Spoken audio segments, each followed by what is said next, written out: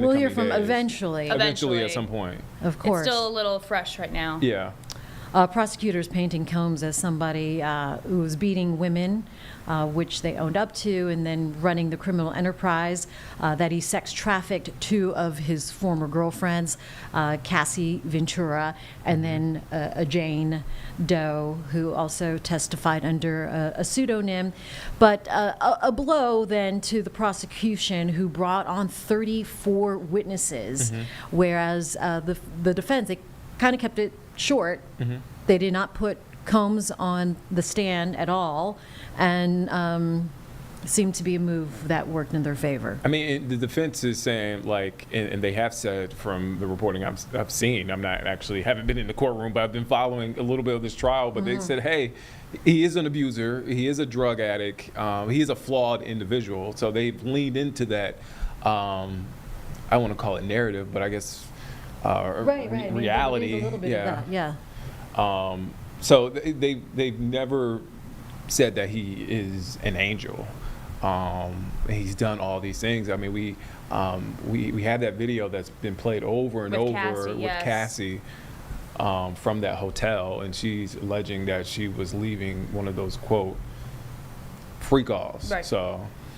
Yes, that has been a term now that's now in our pop culture vernacular. Right, I kind of pause saying that because I'm like, are we still using that term? But I guess we are. At this point, it's been in the headlines that it is what it is. Because you try to be as respectful to the victims as possible. Yes. But that's the term that we know it as. Unfortunately, so I want to bring up this graphic that's. Really just shows you the detailed charges and verdicts, as there were 5 counts. The prosecution was looking to find him guilty, but they have 3 out of 5. The defense team, rather, finding him not guilty of some of the more serious charges. He was acquitted on racketeering conspiracy. And with the 2 prostitution charges, where he is guilty, the jury found him guilty. That looks like the prosecution asking for 20 years? Max. 10 on each count. 10 on each. Now we're waiting because we're waiting to see if they'll release him before the sentencing, correct? The judge, that's a couple hours from now. The judge asked for the prosecution for a statement. Yeah, here's what NBC has. The judge granted prosecutors a few hours to write a letter stating their case to deny Combs bail based on the Mann Act conviction. Comey asked, and I believe, Maureen Comey is the prosecutor, asked for a few hours to prepare their argument, and the judge agreed to take submissions on the matter from both the government and the defense at 1 p.m. Okay. So I don't know if we will have a decision by 1 p.m. or if that's just the time they have to put the paper in. Right. Or if there are any comments that will be shared with us before 1 o'clock. Also, this just coming in, Cassie Ventura, who I just mentioned, was one of the 2. The lawyer representing Cassie Ventura, Doug Wigdor, just told reporters outside of the courthouse that his team is pleased that Combs has, quote, finally been held accountable. Of course, we would have liked to have seen a conviction on the sex crimes and the racketeering, but we understand that, quote, beyond a reasonable doubt is a high standard. So they're just pleased that he is still facing substantial jail time, yet to be determined, as his sentencing has not been announced, but they are somewhat satisfied with some accountability from Combs when it comes to Cassie Ventura. We actually have that sound if we want to go ahead and play that. Okay, you want to cue that up? And this is Cassie's lawyer, right? We believe this is somebody talking outside the courtroom. Okay. We believe it is, but let's take a listen. Okay.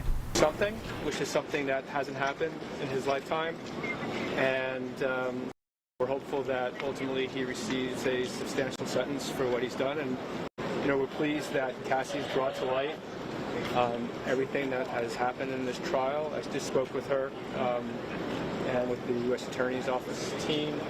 And she's in a good place. She's pleased that, again, that the jury has found him liable, actually guilty of 2 federal crimes. What was her reaction? And I've issued a statement as well on our Twitter as well. Her reaction is what I just said. Her reaction was that she was pleased that he's been found guilty and held responsible of 2 federal crimes, something that he's never been held responsible in his entire life. And she's happy that in November of 2023 she came forward and shined a light on this and brought other people forward who have various civil claims, and so we'll see what happens with the sentencing. All right? Counsel, Thank you very much. Looking in this direction, you said that same thing, sorry. Oh, I can't repeat it again, but... Yeah, please. Sorry. So, what was the question? Your reaction to what happened. The reaction is that we're pleased that he's finally been held responsible for 2 federal crimes, something that he's never faced in his life. He still faces. Okay, so again, Cassie Ventura's legal team showing that they are quite pleased with what happened, at least facing some charges, although acquitted on more of the serious charges. And they've been there for most of the trial, if not every day of the trial, I believe, for her legal representation. Obviously, she testified. And just going back to when that verdict was read, according to NBC News, Combs was, and I mentioned this before, he was on his knees in the courtroom with his head down in the chair, seemingly praying after avoiding life in prison on the highest charges in his case. His family stood in the background, clapping and cheering. The defense attorneys hugged each other, and Combs hugged lawyer Brian Still. So yeah, I mean, his team obviously looking at this as a massive victory. This verdict, not perfect, not in his way completely. Interesting, though, that both parties are really just sort of, saying we got something. We're good with this. And this all started with Cassie. With Cassie. Yeah. Cassie. Yeah, So- the video. And Yeah. her testimony Yes. was graphic, to say the least. Yeah. Just having to go there and describe what Right. they did, and the whole freak off situation. So interesting that everybody is claiming a little bit of victory right now. As we are looking at some live pictures outside of the federal court, where looks like one So that person man, from the I think team. I see. Yes. He You see him left. all the time. Yeah. He left. He left. He and left now through he's the come- back He left to the entrance. back Okay. side, and now he went to the front side. Because the camera was following him, wasn't saying anything to the camera. Okay. Now just walked to the doors. So And Yeah. I feel like that live picture doesn't sort of capture the No. chaos. you can't that's- really It's there's a lot interesting. of things being said. I have the audio up Yeah. on it. I don't think we really should take it, to be Right. quite honest. Okay. Yeah, But, but there's a lot of noises.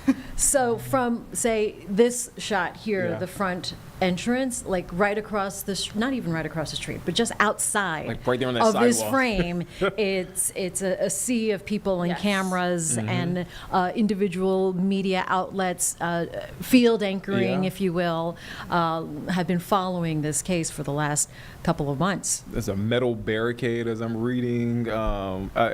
It's been around the clock coverage because yesterday afternoon we got word of the partial verdict, and the judge basically told the jury, "No, I'm not going to accept a partial verdict. You have to go in and continue to deliberate." So, It looks like we have the full soundbite now from the attorney for Cassie. If we want to Okay. play it in full, maybe load that up for you, Jane. Okay, all right, let's do that.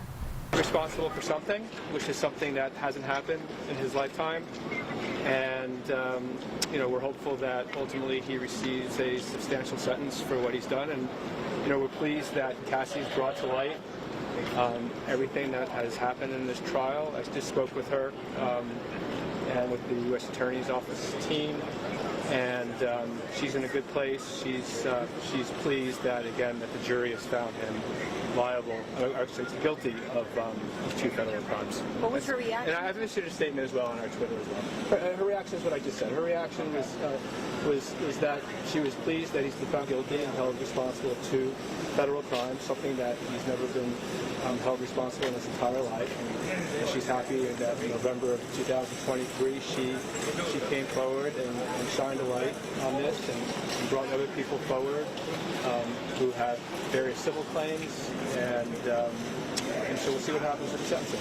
All right, Counselor, thank you very much. Looking in this direction, you said that same thing. Sorry. Oh, I can't repeat it again, but yeah, please. Sorry. So, what was the question? Your reaction to what happened. The reaction is that we're pleased that he's finally been held responsible for 2 federal crimes, something that he's never faced in his life. He still faces substantial jail time. Of course, we would have liked to have seen a conviction on the sex crimes in RICO, but we understand beyond a reasonable doubt is a high standard, and we're just pleased that he still faces substantial jail time. All right, thank you. Thank you very much. Doug Wigdor, W-I-G-D-O-R. Well, each is faces up to 10 years on each. I'm not sure what the sentencing guidelines are given the various different things, but I'll leave that up to the government and to the defense to argue. But I feel confident in saying he still faces substantial incarceration. How will you feel if he walks out on bail? Well, that's up to the judge. I don't have a personal vested interest in this case.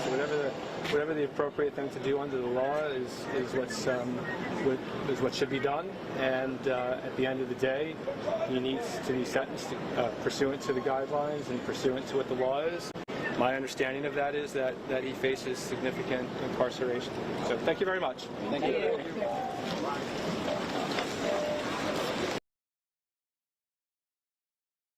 All right, as you saw there, the lawyer for Cassie Ventura speaking on the victory that they're claiming that Sean Diddy Combs is going to pay some time and see some justice because of 5 of the charges that he was on trial for the last 7 weeks. Now, beginning with some of the top serious charges, there's count 1. This was the charge that the jury was holding out on at the end of yesterday, but he was found not guilty. So he acquitted of the most serious charge, the racketeering conspiracy charge.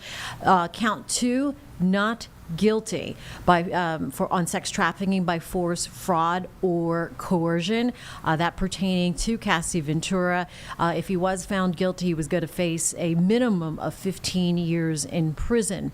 So yet another victory for the defense team as far as some of the charges go that Sean Diddy Combs was facing.